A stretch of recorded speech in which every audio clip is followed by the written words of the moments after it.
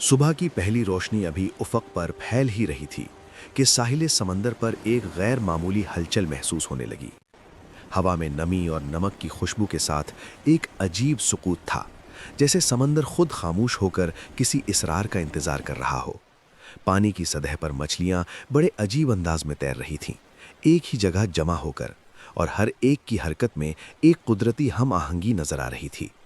لوگ کنارے پر کھڑے کانپتے ہوئے یہ منظر دیکھ رہے تھے اور دل ہی دل میں سوچ رہے تھے کہ یہ کوئی معمولی واقعہ نہیں ہے۔ بزرگوں نے دھیمی آواز میں کہا، یہ اللہ کی آزمائش ہے، یہ ہماری عقل اور فریب آزمانے کی ایک نشانی ہے۔ اس دن کی پہلی روشنی کے ساتھ ہی خوف اور حیرت نے سب کو اپنی گرفت میں لے لیا۔ بنی اسرائیل کی یہ قوم طویل عرصے سے سمندر کے کنارے آباد تھی۔ ان کے پاس زمین زرخیز تھی، فصلیں اور باغات، پانی کے چشمے اور نہریں، ہر طرف سبزہ ہی سبزہ اور زندگی کی رونق تھی۔ اللہ نے انہیں طاقت، عقل اور وسائل سے مالا مال کر رکھا تھا، مگر ان کی نعمتوں کے ساتھ ایک اہم آزمائش بھی تھی۔ اللہ نے انہیں حکم دیا تھا کہ ہفتے کے دن یعنی سیٹرڈے کسی بھی حال میں مچھلیاں نہ پکڑیں۔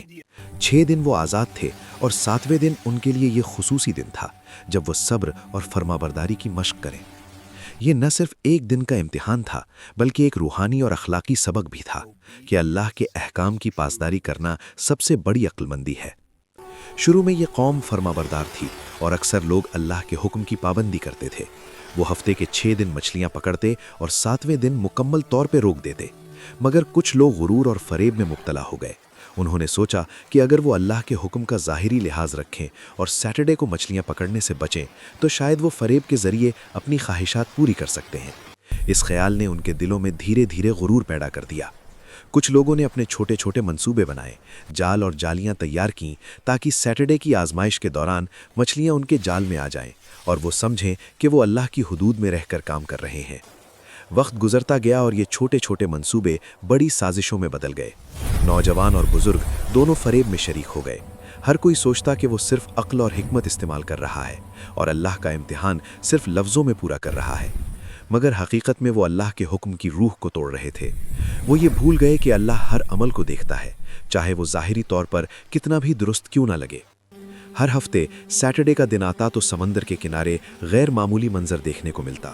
مچھلیاں پانی کی سطح پر جمع ہو کر ایسے تیرتیں کہ جیسے کسی نے ان کی حرکت کا حکم دیا ہو، اور وہ لوگ جو فریب کے منصوبے میں شامل تھے خوش ہو جاتے اور سمجھتے کہ انہوں نے کامیابی حاصل کر لی ہے۔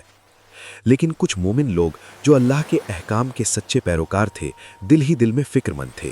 وہ سمجھتے تھے کہ یہ حکم صرف ایک دن کے لیے نہیں بلکہ روح کی پاکیزگی اور فرما برداری کی مشق ہے۔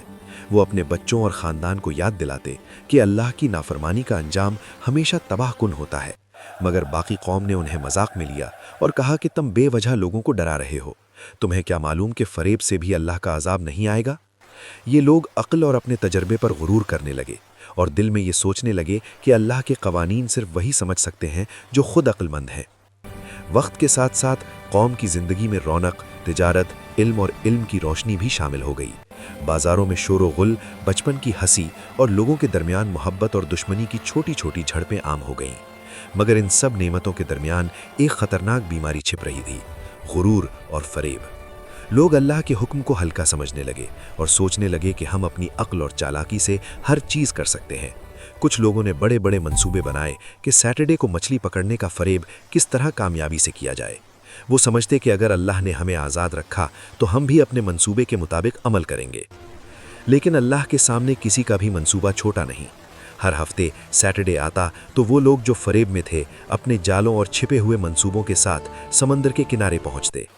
پانی کی سطح پر موجود مچھلیاں ان کے جال میں آ جاتیں اور وہ فخر سے سمجھتے کہ انہوں نے اللہ کے احکام کی خلاف ورزی نہیں کی، مگر یہ فریب ان کے لیے سب سے بڑا عذاب بننے والا تھا۔ وہ یہ بھول گئے کہ اللہ کے احکام کا مقصد صرف لفظی عمل نہیں بلکہ دل کی پاکیزگی اور فرما برداری ہے۔ پھر ایک دن اللہ نے قوم کے لیے ایک واضح نشان دکھایا۔ مچھلیاں اس بار ساحل پر ایسی جمع ہوئیں کہ سب کی آنکھیں حیرت سے کھلی رہ گئیں۔ روشنی میں ان کا بدن چمک رہا تھا، پانی کی بوندیں ان کی چھوٹی پروازوں کے ساتھ رقص کر رہی تھیں اور ہر ایک حرکت میں اللہ کی قدرت کی جھلک نظر آ رہی تھی۔ لوگ کانپ رہے تھے اور وہ لوگ جو فریب میں تھے ان کے دل خوف سے بھر گئے۔ کچھ مومن لوگوں نے کہا، یہ اللہ کی نشانی ہے، अगर हमने फर्माबरदारी न की तो ये हमारी आजमाइश का सबब बन जाएगी। लेकिन गुरूर में मुब्तला लोग अपने मंसूबों पर कायम रहे।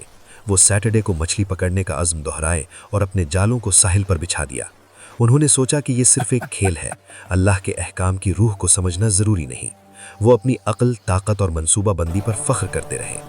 इस दौरान कुछ लोग जो फर्माबरदार थे, उनके दिल दुख और खौफ से भर गए।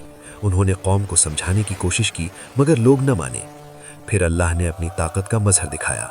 जो लोग सैटरडे को मछली पकड़ने में मशगूल थे, वो अचानक एक अजीब और खौफनाक तब्दीली का सामना करने लगे।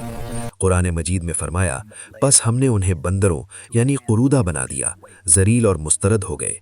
यानी वो लोग जो अल्लाह के हुक्म की मुखालिफत कर रहे थे, उनके जिस्म और हालत में ऐसी तब्दीली आई कि न सिर्फ वो जलील हुए बल्कि उनकी अक्ल व फहम भी कमज़ोर हो गई।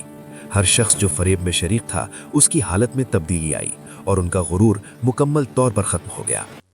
मोमिन लोग जो अल्लाह के हुक्म की पाबंदी कर रहे थे, वो महफूज और सलामत रहे। वो देखते कि कैसे अल्लाह की ताकत ने नाफरमान कौम को सज़ा दी। ज़मीन पर सुकूत छा गया, समंदर में मछलियां आज़ाद हो गईं और वो लोग जो फर्माबरदार थे, अपनी ज़िंदगी मामूल के मुताबिक जारी रख सके। इस मंजर ने सबको इबरत दी कि अल्लाह के अहकाम की खिलाफ वर्जी का अंजाम हमेशा तबाहकुन होता है। ये किस्सा आज भी हमें सबक देता है कि अल्लाह के अहकाम सिर्फ लफ्ज़ी एहतराम से नहीं, बल्कि दिल की मुकम्मल फर्माबरदारी से मानने चाहिए। गुरूर, फरेब और अपनी अक्ल पर ज़्यादा भरोसा करना इंसान को सीधी राह से भटका देता है। हर आजमाइश, हर निशान, हर हुक्म एक सबक है कि अल्लाह की रज़ा के बगैर कोई भी कामयाबी मुकम्मल नहीं। हमें अपने आमाल में सदाकत, ईमान और फर्माबरदारी पैदा करनी चाहिए ताकि अल्लाह की आजमाइश में कामयाब हो सके। अगर आपने ये किस्सा पसंद किया और आप भी अल्लाह के अहकाम की अहमियत को समझना चाहते हैं, तो वीडियो को लाइक करें। कमेंट्स में लिखें कि आप अगले एपिसोड में कौन सी कौम की कहानी देखना चाहते हैं और चैनल को सब्सक्राइब करना न भूलें ताकि आपको हर नई कुरानी कहानी की इत्तला फ़ौरन मिल सके।